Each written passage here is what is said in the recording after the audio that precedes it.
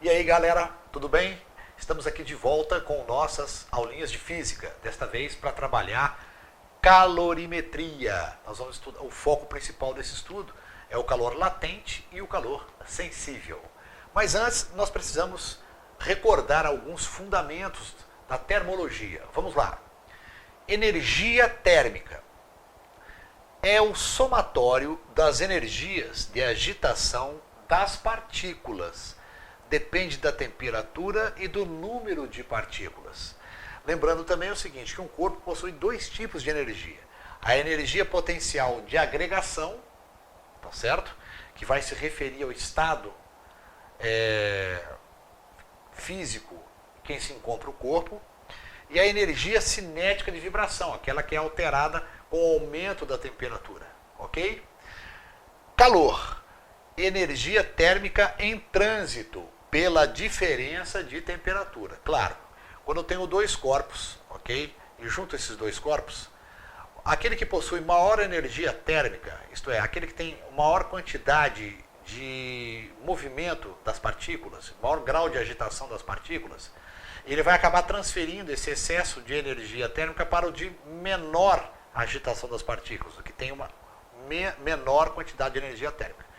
Este fenômeno de transferência de energia é chamado de calor. Então o calor é uma forma de energia, mas ele só existe se houver diferença de energia térmica entre os dois corpos. Aquele que tem maior quantidade de energia térmica transfere energia térmica para aquele que tem menor quantidade, pelo fenômeno do calor. Assim que eu atinjo o equilíbrio térmico entre os dois corpos, o calor se extingue. Isso nós vimos nos princípios de termologia, na aula de termologia. Procura lá que você acha, tá ok? Bom, então vamos ao calor sensível. É o calor recebido ou cedido por um corpo alterando a sua temperatura. Então o calor sensível, ele está relacionado com a mudança de temperatura de um corpo, tá? E nós vamos ver lá que o calor latente, ele está associado à mudança de estado físico de um corpo. Mas vamos voltar aqui no calor sensível. Como é que eu calculo o calor sensível cedido ou recebido? Q é igual a M vezes C vezes delta θ. Ok? Bom, esse Q, que é a quantidade de calor, é dado em calorias ou joule. Ok? E a massa é dada em gramas. O Czinho é o calor específico. É caloria por grama grau Celsius. É a unidade de calor específico. E o delta θ vai ser a variação de temperatura, que é em graus Celsius. Ok? Vamos adiante? Vamos lá. Calor latente é o calor recebido ou cedido por um corpo, mudando o estado físico desse corpo. Então, olha só. O calor sensível, ele varia a temperatura do corpo sem mudar o seu estado. O calor latente é o calor recebido ou cedido pelo corpo que altera o estado físico. Neste fenômeno, a temperatura fica constante, tá ok? Então, quando existe o calor latente, que provoca a mudança de estado físico do corpo, a temperatura será constante. Bacana? Bom, calor específico difere de uma substância para outra. Isto é, toda substância tem o seu calor específico. O calor específico é como se fosse uma resistência que o corpo oferece para aumentar a sua temperatura. O da água é 1, ok? Quanto menor o calor específico, menor a quantidade de calor necessária para mudar a temperatura. Então, olha lá. Quanto menor o calor específico, menor a quantidade de calor que você precisa ceder para mudar a temperatura desse corpo, tá? Capacidade térmica. Capacidade térmica, Czão, é a quantidade de calor trocado com o meio desse corpo, tá ok? Sobre a variação de temperatura desse corpo. É uma taxa, tá ok? Então, olha só, vai ser caloria por grau Celsius.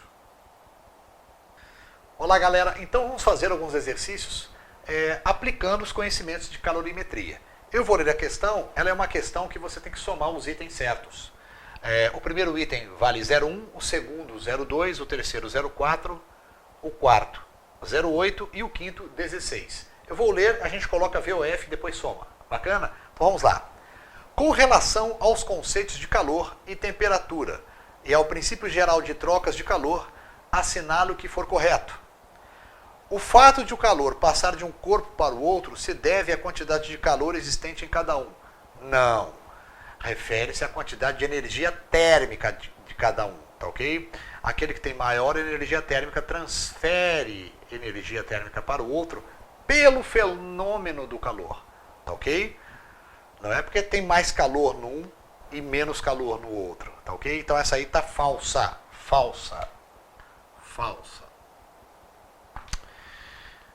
Se dois corpos de materiais diferentes estão em equilíbrio térmico entre si e isolados do ambiente, então se pode afirmar que nessa situação o mais quente fornece calor ao mais frio.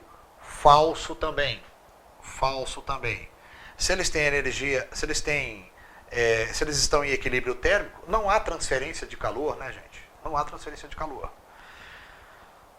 Terceiro item. Se três corpos de materiais diferentes estão em equilíbrio térmico entre si, isolados do ambiente, então se pode afirmar que os três corpos se apresentam necessariamente no mesmo estado. Não é verdade. Eles podem ter a mesma temperatura, mas podem estar em estados físicos diferentes. Falso. Se dois corpos de materiais diferentes estão à mesma temperatura, então a sensação apreendida pelo tato ao tocar nesses corpos deve ser a mesma. Também não, porque depende muito da composição de cada corpo para você perceber, para você ter uma sensibilidade diferente, tá ok? Não significa que a temperatura vai estar a mesma, você vai sentir a mesma coisa, não tem nada a ver com isso. Então, falso. Quando dois corpos de um mesmo material e diferentes temperaturas são colocados em contato entre si, as moléculas do corpo de maior temperatura, mais rápidas, isto é, maior vibração, transferem energia para as moléculas do corpo de menor temperatura, mais lentas. Verdade, esse é o fenômeno de transferência de energia que nós chamamos de calor. Tá ok? Então, se eu somar as alternativas corretas aqui, pessoal, vai dar 16. Essa é a resposta. Bacana? Então vamos a outros problemas. Bom, vamos à questão 2. Um atleta envolve sua perna com uma bolsa de água quente, contendo 600 gramas de água a 90 graus Celsius. Após 4 horas, ele observa que a temperatura da água é de 42 graus Celsius. Teve uma queda de temperatura. Qual a perda média de energia por quantidade de tempo? Dê resposta em calorias por segundo. Então, quais são os dados do meu problema? Qual é a massa de água que eu tenho aí? Esses são os dados. Eu tenho massa igual a 600 gramas, temperatura inicial 90 graus Celsius, temperatura final 42 graus Celsius. E isto aconteceu, essa variação de temperatura, no espaço de 4 horas.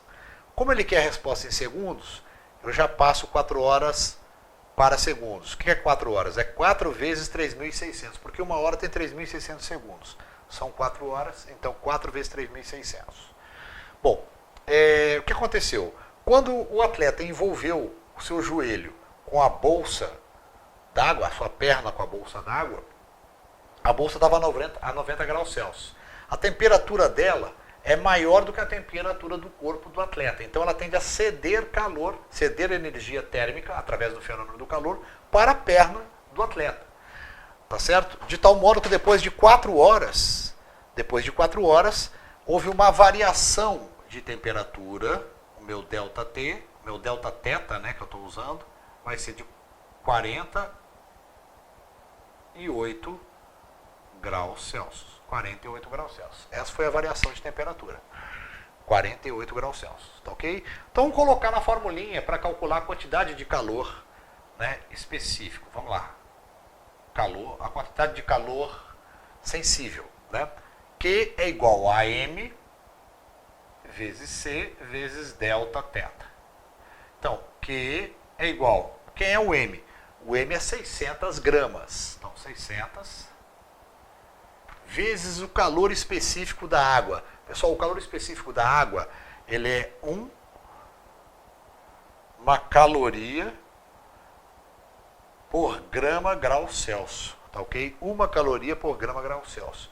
Então vamos colocar aqui 1. O delta θ eu calculei 48. Se eu multiplicar 600 por 48, eu vou obter 28.800 calorias. 28.800 calorias. Bom, eu quero saber qual a perda média de energia por quantidade de tempo. E a resposta vai ser caloria por segundo. Então, o que eu quero? Eu quero dividir calorias por tempo. O tempo em quê? Em segundos. Então, vamos colocar. Essa perda média será Q sobre ΔT. Quem é o Q?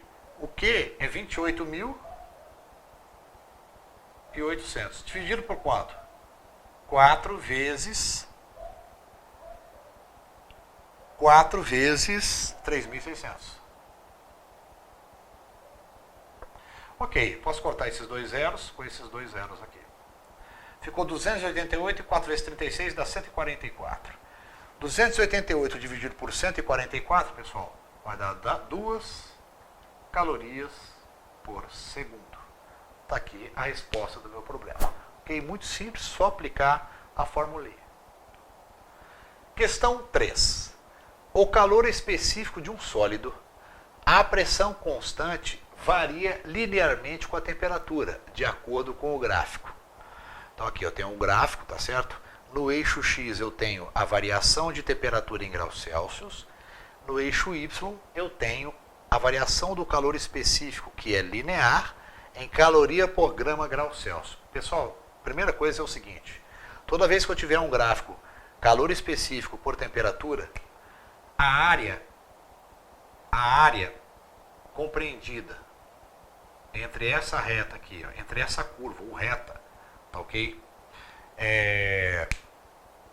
E o eixo X, tá ok? Vai me fornecer a quantidade de calor neste fenômeno aqui, cuja leitura eu vejo nesse gráfico, tá ok? Então, esse Q em calorias, basta eu calcular essa área aqui, compreendida abaixo da função.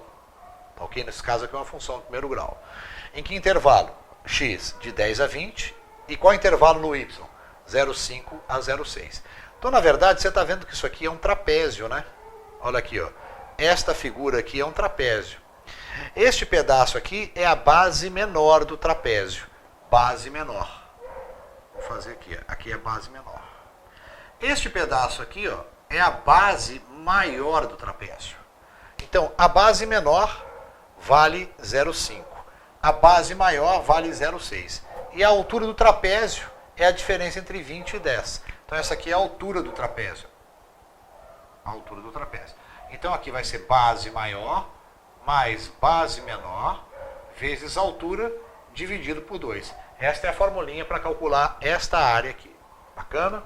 Então, o que será base maior 0,6 mais base menor 0,5, altura 10,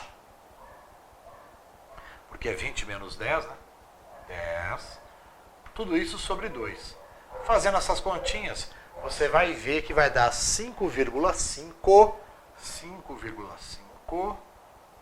calorias. 5,5 calorias. Ok? Mais um problema resolvido aí para você.